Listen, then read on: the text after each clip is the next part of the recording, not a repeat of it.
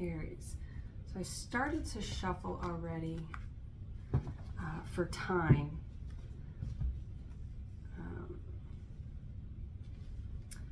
Let's see. Now this is a divine union reading, okay, for the sign of Aries. There is no past energy. If past energy comes in, I'm gonna knock that shit out, okay? Because that's the way of the divine path. Past energy always likes to wiggle its way back in, all right? The closer you get to God, the closer the devil gets to you, kind of thing. So, all right, so we have 5 out. I'll pull some clarification. You have a lot of pentacles going on here. You could be dealing with an earth sign. You know, Aries really likes to be financially stable and secure as well. They really feed off of that kind of financial security. But there is a tendency to branch into superficiality. So, you know, whatever you're doing, pentacles represent your, I hope the audio is okay. We'll find out. Your pentacles represent wellness and health, right? Wealth and health. So it's wellness together. Right? Pentacles, money, gold. These are just physical symbols for whether or not we're doing okay, whether or not we're secure. And so, I mean, any sign is able to do this, but because I'm talking to you, Aries, you have a tendency to get into superficial feedback and doing things for money so you can get into a sort of a lower vibration of attaining or obtaining financial security. I love this deck, the gold foil Rider-Waite. It's very easy to shuffle, but I mean, the cards do, sometimes they'll just get away from you. But they are reflective, so it's kind of like scrying on the cards, that you see images and it kind of looks like something is flipped. But I'm seeing the 3 of Swords here, okay? So what happens when we try to pursue something that is aligned with our emotional body and with what's going to be emotionally fulfilling? If we get pushback, if we get a lot of resistance to that based on the external influences around us,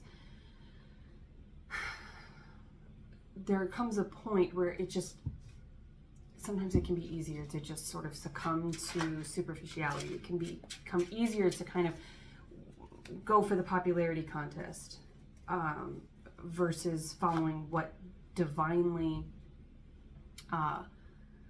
fulfills us and what's aligned with what we want, what we need, really. Because divine is more of a need. It's more, if you're here, you're on the path. You know, it's arduous. It's really draining at times, and we rarely feel powerful on the divine path. The closer that we get, it's kind of like taking antibiotics, right? Which I don't condone, but it's like taking antibiotics. It gets worse before it gets better. There's that point, that sort of breaking point just before you really get on the path, or back on the path, because you get knocked off pretty frequently.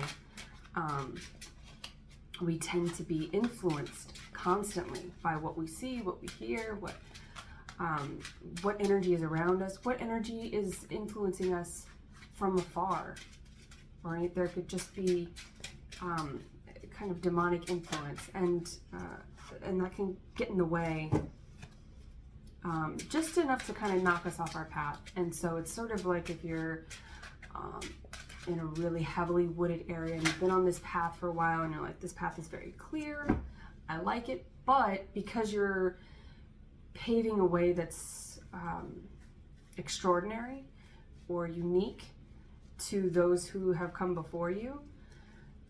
So you're probably a cycle breaker. Most of us that are looking for a divine union are cycle breakers, right? We've observed those around us and said, that's not for us. And that's a very challenging place to be when you're the first one, right? Because you're paving the path. You're creating a way where there was no way before. But because those other ways that didn't work for those before you and are not actually aligned in a divine way, I feel like I'm in an airplane. There's a lot of congestion, right? And I feel this need to kind of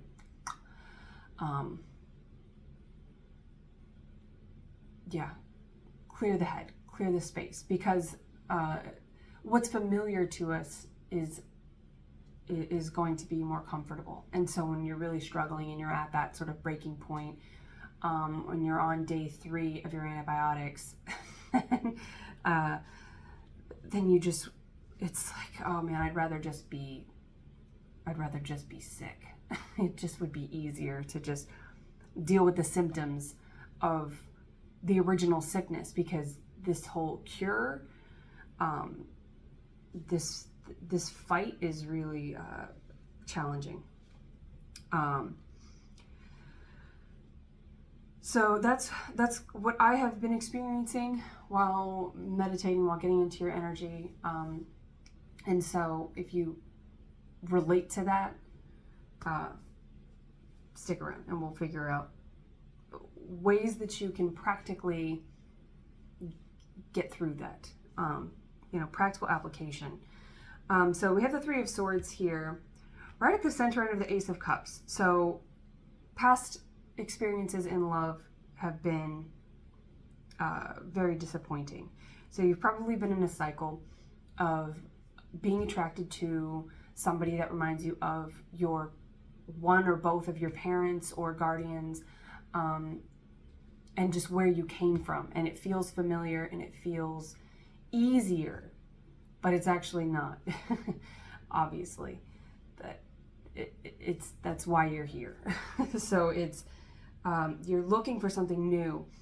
And I love the image of this Ace of Cups in this deck, because it's almost Empress-like, right? There's this angelic quality. So you could be, you're coming into Empress energy, or you're seeking an Empress, right? Switch that around however it applies. But this looks like you getting into this very nurturing place, which is kind of, there's a lot of hermit mode involved. There's a lot of mutable energy there. Feminine mutable energy, right? Not Sagittarius, that's masculine mutable energy. That's like go, go, go. It's more Virgo, more Piscean, right? The Hangman, the Hermit. Staying in one place, right? And waiting. Now that is the advice for Sagittarius, right? Which you, as a fellow fire sign, could be relating to, that there is a struggle to temper yourself, right? Temperance being the major arcana for Sagittarius, and that is kind of the biggest struggle for them, because they are very active signs and they like a lot of variety and trying new things, and they have to constantly be engaged. And so, yeah, fire signs tend to do that. Well, if you don't have the right wind speed, if you don't have water source nearby, if you don't have enough kindling, right? There's a need for the balance of the other elements involved in making a fire glow long term, right? You can have a torch that might lead the way for a little bit, or you can have too much of the other elements and then you've got a forest fire, right? And it's sort of just taking over your whole environment. So there's a need to, with the 3 of Swords and the 2 of Swords, is the only swords that are here, but that's kind of enough, right? There's, those 2 can represent being stuck, right? You're in the 3 of Swords. It's just, those are all right through the heart space. Those are all right through your water energy, your emotionality. Those are blocking your heart from expanding, right? Because each time that you go to your heart goes to inhale, right? Like it has its own little set of lungs. Your heart goes to inhale.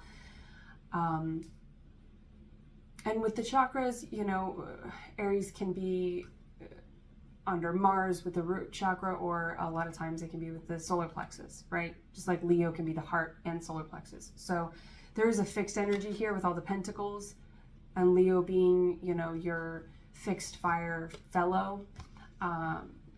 There's a need to ground yourself. There's a need to kind of come back to earth and get into a very feminine energy. Earth is very feminine energy, grounding yourself, walking barefoot, drinking water. I've got my cold water here. I got like a gallon of orange juice my neighbor gave me.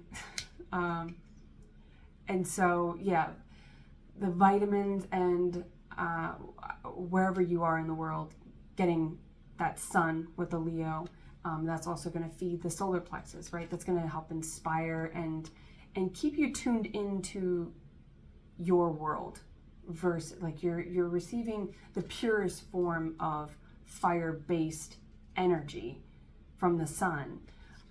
So maybe just sitting outside, if you're in a place where you can sit outside nude, that's perfect. Get into or just wear something that is, I'm a Taurus, so wear something that really comforts you and nurtures your body in a sensual way, right? Because when you're opening the heart space, it's going to expand and it's going to cut against those blades. It's going to feel like it's continuing to cut, right? It's going to be abrasive. I actually just watched a reel on this, but The Bodyguard, and I believe that Whitney Houston is a Leo, and Kevin Costner is a Capricorn.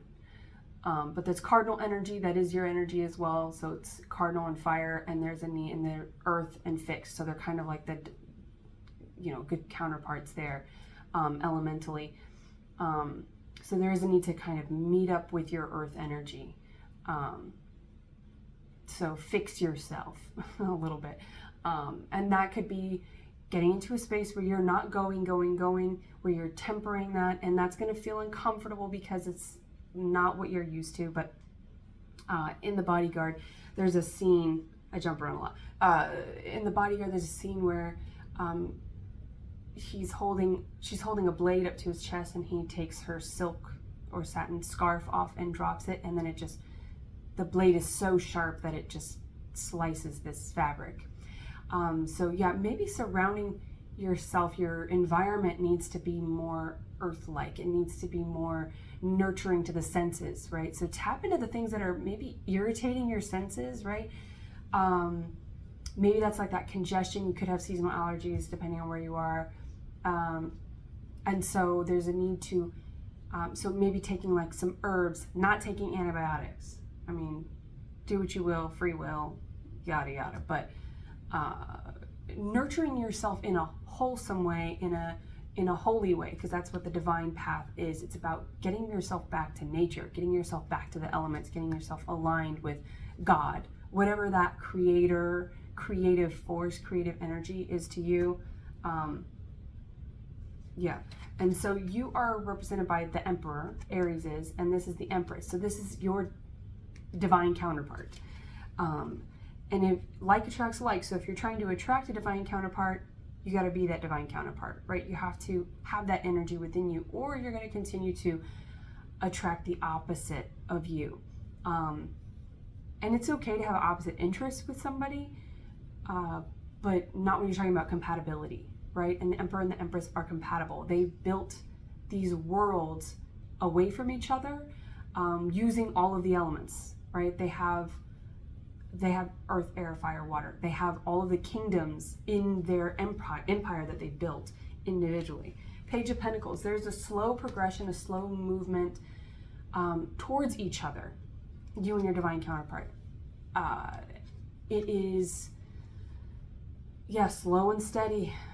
It may not win the race, but it will last the marathon. Slow and steady is important when you're talking about something that's going to last lifetimes, and a divine counterpart has already lasted lifetimes, right? Wherever you are in your, and however you view lifetimes, past life, future life, if time, that you see time as linear or non-linear, we can get into that on another reading. So, but yeah, then on the other side of the Ace of Cups, we have the Two of Pentacles. All right, so we have the Two of Swords down here, just this stuck energy, the Swords energy that's stuck in the way, and there's a need to bring, and see this flowing fabric she has here? I really feel like there's a need to maybe change your wardrobe, right? And maybe you work in a place that you just don't like. There's not a 10 of Wands, but I do feel like there's this ending to fire energy. Not that you want to snuff that out, because it is your energy, that is your power, but there's a need to temper it. There's a need to bring it back to earth. So yeah, if you're maybe leaving a workplace, you know, maybe you're leaving a family business, maybe you're leaving something that's just feels normal, feels familiar to you, and you're really wanting to branch off and do something that is different. But so Two of Pentacles here is about balance. It's also about kind of multitasking, but in a way that is that you can dance to, right? There's a balance, a need to move your body. I mean, movement of the body in a dance or sensual way is going to be sensual, not sexual, okay? But there is, so yeah, with Wands can represent, you know, the sexual energy. They can be very phallic shaped. There's a lizard right outside the window mocking me. But there is this sort of, yeah, maybe tempering a sexual energy. I don't know if there's something about filling your own cup. If you've been filling the cups of others, or if you've been the cup that's getting filled, right? If you catch my drift, there's a need to kind of pull back, right? Pull back from that maybe hypersexualized way of being. And you could have been raised that way, hypersexualized. You could have also been, there's smokestacks in this card here with the these sort of smokestacks are sort of yeah, like it's snuffing you out. The this phallic symbol here, too much sexual energy and not enough sensual energy, right? Too much masculine energy, not enough feminine energy. Too much go, not enough stay. King of Pentacles here, you could be dealing with, this can be Leo, this can be Taurus, but you could be dealing with an earth sign, right? Maybe you are,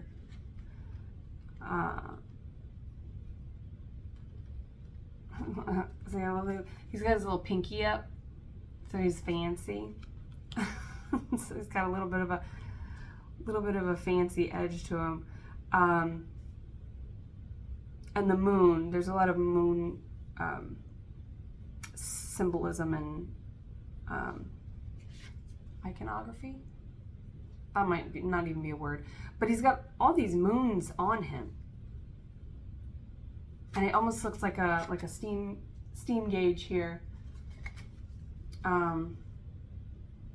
With this King of Pentacles, it feels like a more feminine aspect. I mean, his nails are painted. I just painted my nails today. So there's a need to nurture the feeling fancy, right? Like taking a nice bath. You know, men enjoy manicures, pedicures, right? You don't have to get glitter polish or anything like that unless you want to, then do your thing, chicken wing. But there's a sort of need to be fancy. Right underneath the King of Pentacles is the King of Cups. So water and earth are the feminine aspects. All right, they're the feminine elements. And so when you've got, there's no fire here for a double fire sign, a cardinal fire sign. There's no fire here. There's no wands. It's all earth. All right. And then the water that we have here is in a feminine aspect. And then the only swords that we have are the ones that are blocking us, right? So I need to take my own advice here. Some breath work, okay? Doing some breath work. We have the star. The star is Aquarius energy, also fixed energy. And this individual's, you know, they're outside in the nude. If there's a way that you can be outside in water, if you can go swimming, you know, skinny dipping, obese dipping, whatever dipping, that whole, and if not, that's where the bath comes in, or taking a nice long shower, grooming yourself. I mean, just getting into a place where you're just taking care of yourself. And you know, I was thinking about this earlier, where there's so much energy that's put into getting sexual connections, right? But those are not fulfilling. Those are superficial, they're quick, and they're conquest-like. They're very instant gratification, and they don't satiate the longing for true connection, right? And if you're looking for divine connection and you've been here this long, that's what you're looking for, and that is not going to be discovered. There's no such thing as casual sex. So you're not going to discover a divine counterpart if you're out getting wet in somebody's bed, right? So if that's what you're looking for, if you're looking for intimacy, be intimate with yourself. Be sensual versus sexual, right? If you want to get wet, find a spring or a water source, and if you get some cold water and pour it over your head, right? Do what you have to do to get yourself into a nurturing place, right? They're sort of watering the ground, and they're putting water back into the water. That's reciprocal, right? Where like casual sex is not reciprocal. It's contractual. It's conditional. It's tit for tat. Pun accidentally intended. And the King of Cups and the King of Pentacles are like facing away from this. So, and the Empress is facing the opposite direction. So if there's they're all looking in different directions from each other. This earth energy, this water energy, this Empress, all this feminine energy is looking away from each other, and in between is this stuck energy that's blocking this divine union. So if you are the feminine, you're sort of divided. You're sort of splitting yourself, right? Which in the sexual context, right, you're spreading yourself too thin, kind of thing. And if you're the masculine, then it's like you're looking right past your person, right? You're looking right past them because you're looking at the titties, or you know, the super, that goes back to the superficiality, the things that are popular, right? Versus what's actually going to be fulfilling to you. And the only way that you can discover that is by shutting up, being by yourself, and observing just you. Observing yourself as you nurture yourself, like you want a partner to nurture you. So, you know, if you you can go get massages, right? You can pay other people to do that. That's a very conditional, contractual way, but it's a business transaction, right? You know, or you can just get on the foam roller and roll out. Yeah, my homies. So you can roll out, take a hot bath, shower, you know, soak in some Epsom salts, some essential oils. Engage all of your senses, because I feel like your senses are, right? Like I need to pop my ears. I feel like I'm in an airplane, way up in the fucking sky, very up in the ethers, but not actually amongst the clouds, right? There's this sort of metal, this man-made, this artificial, superficial construct that's between me experiencing the ethers, right? And flying amongst the clouds and being up there with this angelic force that I'm really longing for. Really, that's what a divine union is. It's that angelic meeting.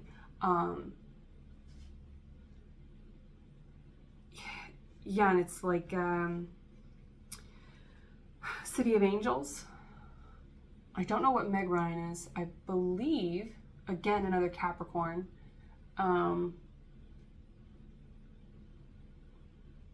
Nicolas Cage is Capricorn. I'm pretty sure. And the Capricorn is the devil. And, you know, there isn't the devil here, but I am getting that sort of devil energy. A lot of superficial energy, looking for instant gratification, very tangible, access to the senses, like trying to, you know, like trying to half-ass your divine path, like trying to skip ahead. This ain't Candyland, right? This isn't a board game.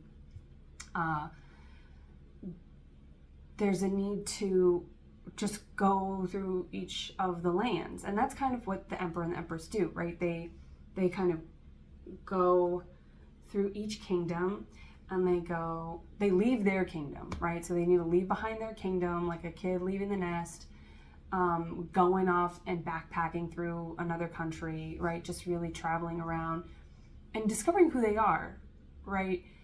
Versus, you know, like marrying a high school sweetheart out of the gate, and then, you know, popping out a bunch of kids, and then they're like, oh wait, who am I? I don't know who I am, because I never took the time to just be with myself, and discover that. And so we're all kings and queens of our element that we came from, right? But we can access, that's what the Emperor and the Empress discover, that's what that divine counterpart discovers, is that, well, my element's great and all of that, but the environment in which I am born into is not working for me. So I have to go find the other elements. I need to go discover how to wield these other powers to my advantage, so that I can truly grow, so that I can truly flourish, and so that I can build something completely unique. And I can still use the stuff that I was born with. But if I continue to stay in that kingdom, if I just stay there, and I just, you know, find somebody that's familiar to me, and I stay where it's safe, and I stay with what's popular, what's acceptable, what's normalized, then I'm going to be spiritually blocked, right? And that's this sort of decision here of like, I need to go forward, right? And you take that one sword out and you're left with two swords, right? So it's like, yeah, the page. Isn't a page boy in the Arthur, the Sword and the Stone? Isn't he like a page or an apprentice? Right, basically a page. He's the underdog. He's the least expected one, right? Maybe you're the youngest sibling or an only sibling, or but there's a sense of observing those around you and being like the one who got to observe that. That's usually the chain breaker, is the one who has the divine opportunity to observe. Dogs. But the first thing that you need to do is pull that sword from the stone, right? Your heart is kind of like, it's sort of petrified. There is like a fear of moving forward. And you are also the fool, right? You're represented by the fool. The fool is fearless. The fool is like a child. They do whatever the hell they want. They think they can fly. They take a leap of faith. They don't need an airplane. They're just, they're just gonna, launch themselves into the ethers and figure it out. Oh, that reminds me of the song by Hanson. Little Angel, Broken Angel. Yeah. It's a fucking sad song. But it's a good song. Kind of the opposite message of what I'm trying to display here. Leap of faith. Become the fool. But that's also kind of like, would you rather explore what feels true to you, what feels right to you, or would you rather play it safe and be trapped in a construct, in a kingdom that doesn't feel like home to you? So maybe you left early. You moved out. You left early. You were emancipated. There is like a spiritual emancipation that needs to happen here in regards to your family or your kingdom or your generations before you. There's something to that. But we have on the outside of the Three of Swords. All right, the apprentice, he pulls the sword out. The sword comes out of the stone. Your heart is sort of petrified because it's been terrified to kind of expand, because each time it expands, it gets caught on that sword, right? But there is a need to become delicate, right? To soften your heart space. And that's accessing the solar plexus, right? Also, that's kind of with the root as well. The root is about letting go. The root is about elimination in the body. But in the spirit, it's also about letting go. Eliminating the waste, the excess, the stuff that you've gotten all the nutrients you could out of that. So whatever's left, it just needs to go back to the ground. It needs to go back to earth, or to your sewage pipes, or however that works. But it doesn't serve you to keep it. That causes constipation. That's like, petrified blockages. Any type of blockages in one chakra is going to block the others, right? Eventually, it'll make its way up or down the line, right? Like a sewage system, like a plumbing system. It will just, it will find its way to like mess your shit up. All right, so we have the Ten of Pentacles and the Star. Those are on the outside of the Three of Swords here. The sun is sun is shining, weather is sweet, yeah. Make you want to move your dancing feet. I mean, you're right there. You're right there. This is wish fulfillment. This is calling in everything that you've seen, with City of Angels. The devil, the devil was an angel too, right? Lucifer was an angel too. But in that movie, he takes a leap of faith, right? And there's this sort of like ethereal quality to this reading where it's like you've imagined your person in your spirit. Your spirit already knows what they look like, what they feel like, more what they feel like, but your ego, because it's been so conditioned by your upbringing, by the environment, by trying to be popular, trying to be what everybody else wants or expects of you. That's very much like the eldest child issue there. So yeah, you could be at either end, where there's just a lot of pressure for you to be something that you're not, because those before you couldn't be that. They didn't empower themselves enough, or conditions were just not right for them. Circumstances were not conducive to them becoming their highest self. And that's a lot of devil energy, right? But there is that sort of, the fallen angel, where he falls down to earth to be with the one he loves. And he starts to feel, right? Because, it's cool to be an angel, I'm sure. Like, there's a lot of cool things about it. But, like, being human is really spectacular. Being able to feel, being able to suffer, being able to experience all of the senses is really it's a gift. And that's what a star is, right? There's like a twin flamey, but it's more like an imaginary friend, right? Like, you've probably been talking to this person your entire life, but then you keep going after people that are like what you don't want, that don't speak to you, that aren't aligned with you. They're just temporary. And maybe you know that, but if you don't know, now you know. But it's right here, the Ten of Pentacles, your earth energy. This is stability, this is financial stability, if that's what you've been sort of distracted by and why you keep missing this person. You might work with them or work around them, or maybe you have, like, you're in a similar field or something where you could have crossed paths, but you not in the 5D. Or not in the 3D, only in the 5D. It's like you guys are right near each other. You may have literally crossed paths, but you weren't looking at each other in the 3D. You weren't, there wasn't an access to the 5 senses. But in the 6th sense and beyond, you guys have just been, like, calling out to each other. But yeah, there's a need to kind of wash away. There's an ego death here. There's a need to kind of wash all that away and become the triumphant underdog in your own story, right? Like, maybe you've just been thinking, okay, I'll do everything for everybody else. I'll be what everybody else wants. Maybe it was just,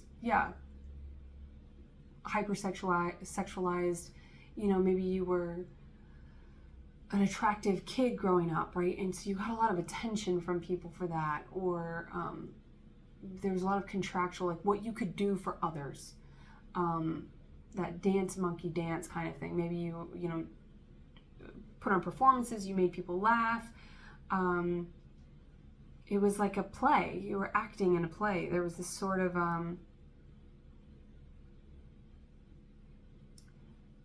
and that gave you a sense of power, but it did not give you the actual divine power that you really wanted. Because when you're doing something conditionally for others, it's only going to be ever conditional. And God, divine, source is unconditional. And so there's kind of this, this sort of,